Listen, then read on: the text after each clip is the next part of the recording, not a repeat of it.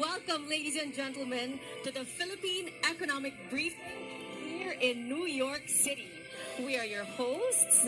I would like to introduce Managing Director of the Central Bank of the Philippines, Director Tony Lambino. And beside me, the Undersecretary of the Department of Budget and Management, MARCOS. And we are both very, very excited to see you all here today. As Tony said earlier, it's a very cozy morning. It is indeed a very opportune time for us as this new administration's first Philippine economic briefing in North America. And to give you an overview. Yep, the Philippine Economic Briefing serves as a platform for the Philippine government to provide the international business and financial communities with updates on our country's robust economic performance and investment opportunities. Of course, this event was made possible with the generous support of our friends and partners here in New York. On behalf of the Philippine delegation and event organizers, the Department of Finance and the Bangko Sentral ng Pilipinas, we would like to thank the Philippine Embassy in Washington, D.C., the Consulate and Philippine Trade Investment Center in New York, and the Philippine Permanent Mission to the United Nations. We are also grateful for our partner banks, Bank of America Securities, Goldman Sachs, HSBC, JP Morgan, Morgan Stanley, SMBC Nikko, Standard Chartered Bank, and UBS. To start the program, may we call on Mr. James Quigley, Executive Vice Chairman of International Corporate and Investment Banking, Bank of America, to deliver the welcome remarks.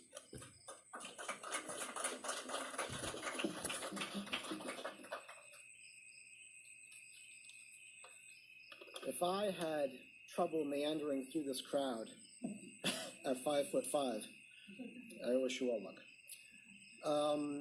Thank you very much for the opportunity, Mr. President. Everybody here today, on behalf of the organizing panel of financial institutions represented here today, Bank of America, Merrill Lynch, Goldman Sachs, HSBC, JP Morgan, Morgan Stanley, Sumitomo Mitsui, Banking Corporation, UBS, and Standard Chartered, which is quite the list. I'm very pleased to be able to welcome you to today's Philippine Economic Briefing at the Carlisle Hotel. What a great place to do this. This is really old school New York. So whoever had the idea to come to the Carlisle Hotel is an incredibly smart person. Hopefully it was the president. He feels good about that. At the outset, a very genuine, heartfelt thank you to His Excellency President Ferdinand R. Marcos Jr., my friend Secretary Benjamin E. Diokno of the Department of Finance, and Secretary Alfredo E. Pascal of the Department of Trade and Industry as our keynote speakers today. Thank you to all of the esteemed delegates representing the Republic of the Philippines for this critically timed briefing, to our America's investor community, and also to many of the key stakeholders in the Philippines' economic development that have flown in from the country. Following the successful democratic transition of power post the 22 elections, it is a very exciting time for the President and his team to articulate their plans and important new policy initiatives to all of us throughout this day. All of this, of course, comes at a time in which we have quite a challenging global macro backdrop. Late-stage rate hikes here in the U.S. run the risk of aggravating points of precariousness around the world at a time when policy banks would be highly challenged to try to manage anything approaching a global systemic problem. Yet, as companies everywhere are aggressively reassessing their underlying supply chain and logistics arrangements in order to mitigate certain geopolitical risks inherent in their business models and lower political risks in certain countries where they may have concentrated political risks, this is creating an environment of what I feel is generational opportunity for all the Asian economies, notably the Republic of the Philippines. The ability of this new administration to nurture the Philippines as the preferential destination of foreign direct investment will be mission critical. We at Bank of America and all of the participating banks today, actually I think I speak on behalf of the entirety of the New York-based financial community, are extremely optimistic, given the quality of the cabinet that's been put together, the vision that's been articulated, the growing middle-class demographic, the investments in infrastructure that we're seeing currently in the Philippines. The President's keynote address will be followed by two panel discussions in which Cabinet Secretaries, the Governor of the BSP, and select private sector participants will outline in-depth thoughts on the Philippines' economic infrastructure development agenda going forward. On behalf of the entire New York financial community, we thank you for your attendance today for this very important international economic debrief, the first of its kind, as was said earlier, in North America. Our two countries have an extraordinary history together. We have arguably never needed one another more than we do today. This is not lost on me or anyone in this room. In that broad historic context, let's proceed. So I was wondering how one introduces a president, and then I learned it's by introducing his ambassador to the United States. So I am happy to introduce, since you didn't come here to listen to me, which is something my wife would say, I am happy to introduce His Excellency Jose Manuel G. Romualdez, Ambassador of the Republic of the Philippines to the United States of America.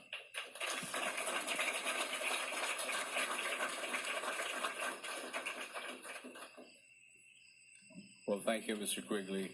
I only have one job, and that is to introduce. And it is my great honor to introduce to you the President of the Republic of the Philippines, His Excellency, President Ferdinand Romualdez Marcos, Jr.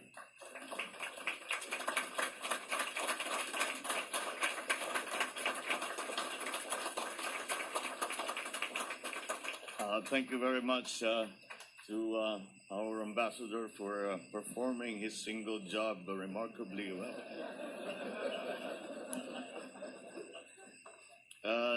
The Finance Secretary, who is leading the economic team of the Philippines as we go into this new era of the new global economy, Finance Secretary Ben Jokno, and the other members of the cabinet who you will be meeting later on.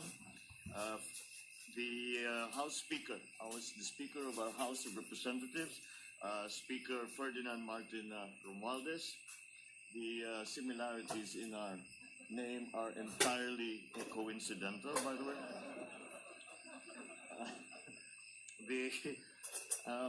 Thank you very much for the welcoming remarks of the Bank of America Executive Vice Chairman of International Corporate and Investment, Mr. James Quigley.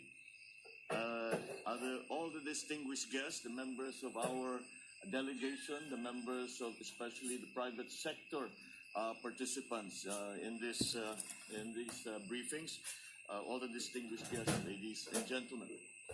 And it is as I walked in, I said, well, this is a very fine start to the day, as we have a completely full house. And for that, I thank you for your continuing interest in the Philippines, which we are touting as, with great confidence, as Asia's fastest rising economic star. The United States and the Philippines have had long, strong, and enduring ties in trade, commerce, development, and in all other aspects of relationships between two sovereign nations. As today, the U.S. is our third largest trading partner and fourth major source of foreign direct investment. As we slowly rebuild the Philippine economy for rapid growth, we have created an even wider space for mutually beneficial investments. The Philippines is a reliable host for international partnerships. The country's favorable business climate is shored up by the sound macroeconomic fundamentals and a clear roadmap for economic recovery and sustained growth. The country is on its way to a strong recovery from the pandemic and a robust, broad-based growth in the next 6 years. In fact, Our projected economic performance in the medium term is expected to surpass our regional neighbors. To secure the Philippines' bright economic future, my government will swing the doors even wider for high-value investments from both the domestic and international business communities, with a sharp focus on broad-based job creation, the expansion of digital infrastructure, research and development. More investments mean higher economic activity and more quality jobs, and then a better life for Filipinos. We have formulated a comprehensive 8-point socio-economic agenda that aims to dramatically cut poverty incidence and elevate the country to upper middle income status. Our socio-economic agenda charts out the government's policy and its different directions that it will use to tackle both near and medium-term priorities. In the near term, we will address the impact of growing inflationary pressures due to rising global prices of key commodities such as food and fuel. We will ensure domestic food security by boosting local food production and continue the provision of targeted support for sectors most affected by the rise in fuel prices. In the medium term, we will bolster job creation by intensifying investments in infrastructure and human capital development. And certainly, it is important that we exercise fiscal prudence in the fulfillment of this agenda.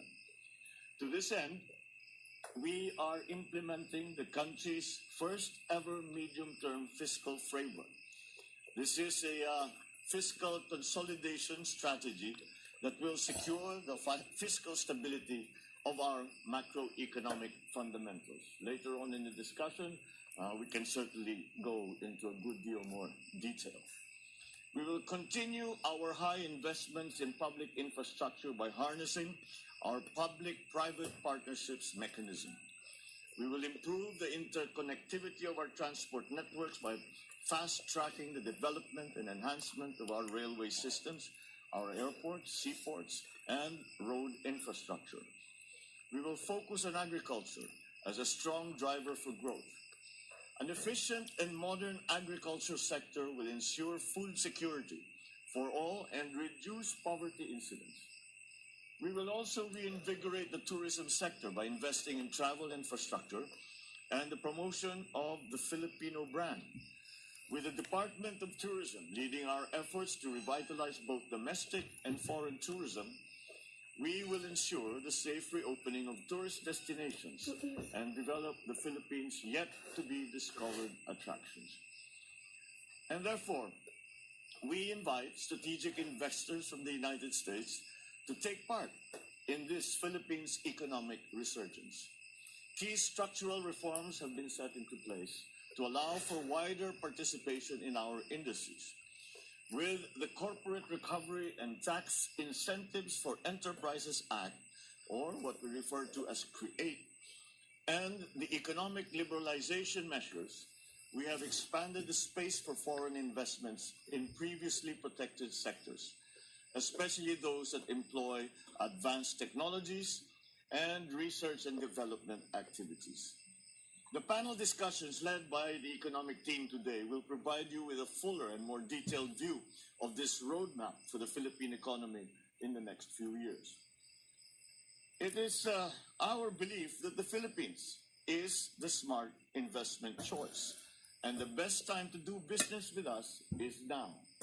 We have grand opportunities, the timing, the window of opportunities for investment, and especially in capital-intensive investments in the Philippines, which is what we need now. We believe that time is now. Thank you very much for your continuing interest, and thank you very much for joining us at this briefing. And I'm sure that it will be useful for both the side, from the Philippine side, both in the government side and in the private sector side, and for our potential U.S. investors. I look forward to seeing you all as we open your business. businesses back in the Philippines. Thank you and good morning. Thank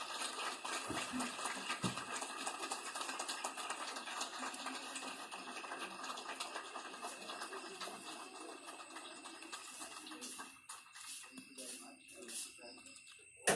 much, Mr. President. The presidential photographer will be joining us on stage to take a group photo.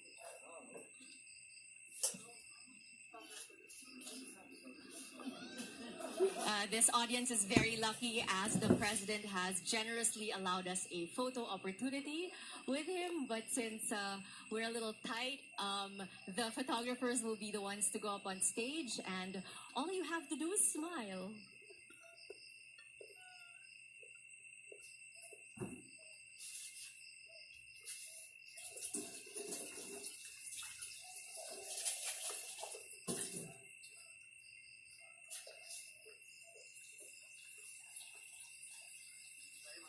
Thank you.